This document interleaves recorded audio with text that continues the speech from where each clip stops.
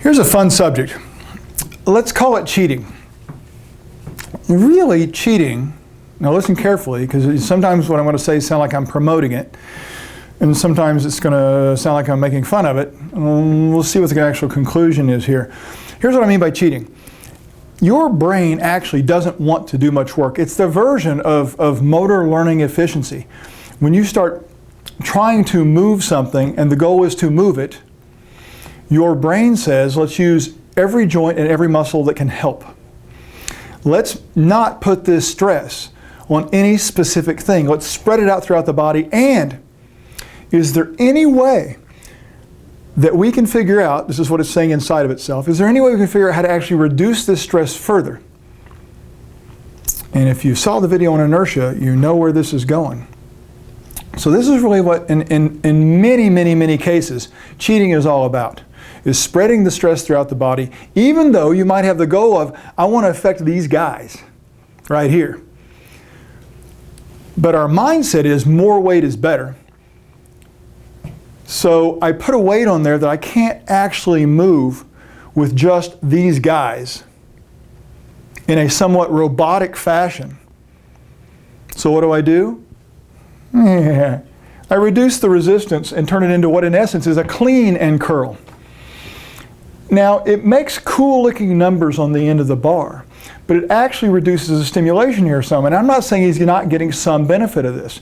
He could actually cheat enough that he did virtually zero. He could start it with his hips and his low back and his calves and get almost nothing out of it. But somehow he's getting a piece of it here. But here's the interesting thing. If I made him do this strictly for, let's say, 8 really hard reps, meaning in the end he really can't move it anymore, and prevents this thing so that he doesn't blow the benefit of the last rep, he actually gets something out of it. Whatever weight that is that he could do strictly with full effort, that's the only weight he's using here, assuming he's not cheating too much and even lessening it more than that. Meaning, if this is 100 pounds that he can do on a barbell this way, strictly, with effort, and he can do 150 pounds like this, he's not doing the other 50 with these guys. It's not possible. He just showed us what his max is across 8 reps with maximum 8 rep effort. So the idea that he's getting more stimulation by putting extra weight on there and doing it with something else, not only is he not doing the extra 50 pounds, he might be cheating so much that he's not even getting 100. So why does everybody look like this? If it's wrong, why does everybody do it? It's the mindset that moving weight is all that it takes.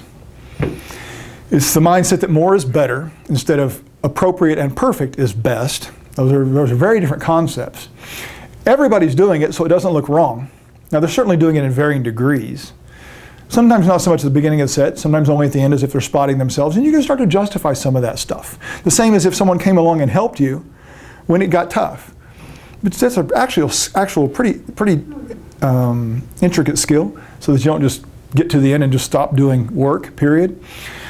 It actually is an interesting skill to make the thing harder by not cheating. Our brain is set to learn the skill of making things easier, dispersing the load, reducing the challenge through launching it, versus the true skill of trying to improve the output and truly be effective with the stimulation, we could call making the skill of making it more difficult or making it harder. So anyway, there's a reason everybody looks the same when they're doing this, because the brain, everybody's brain figures out physics virtually the same way. What I mean by that is, what strong stuff can I use? What's the first thing I can do to create the launch? I don't start it like this for the launch. That's hard. I start it like this. And everybody's brain figures that out really soon, that's easier. So curls look like that for the most part across gyms. You're going to see this little choreography a lot in gyms. We just have a couple examples here, but they're all over the gym, right? So this is kind of a clean and row. So he starts pulling it. Before this even starts pulling with his shoulder muscles, lats, back muscles, it's a shoulder joint muscle, your back muscles. But he actually starts here at the same time. He's coordinating unknowingly coordinating his efforts so that he's doing hip extension, knee extension, all this stuff at the same time to launch it.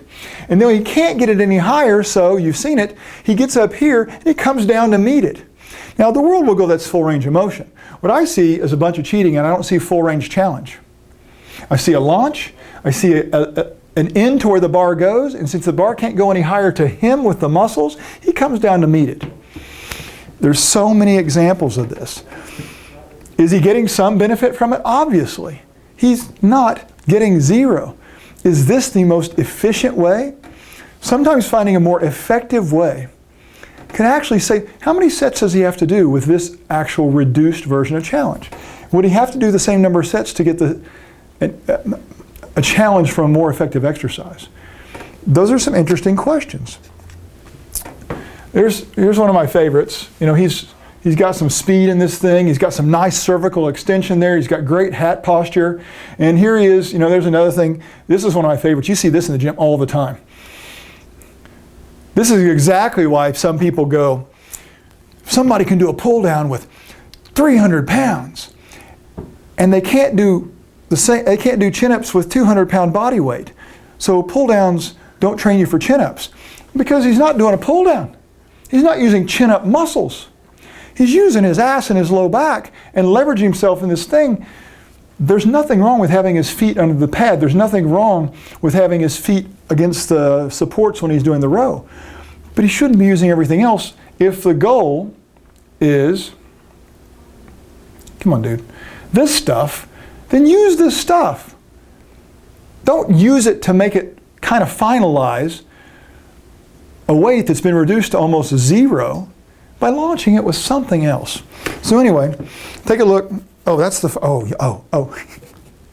I have a bonus for you. Can't find it.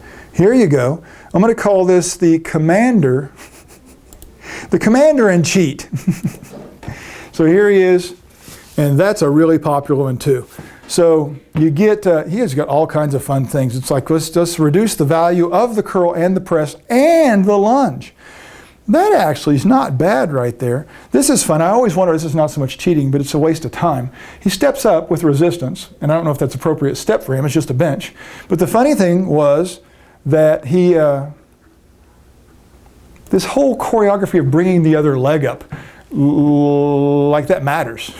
It's totally stupid. But, you know, not as much, seriously, I don't mind making fun of him. That's, you know, what we do in this country. But the other guys that were doing that, they weren't really, I'm not making fun of them. They probably don't even know they're doing it wrong. They're doing it like everybody else in the gym. From a mechanics point of view, from an applying physics to the body as a form of stimulus to alter, create adaptation and response, there's a more effective, more efficient way.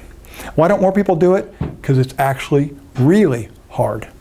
And even people that go to the gym to work hard actually are spending a lot of time avoiding true challenge.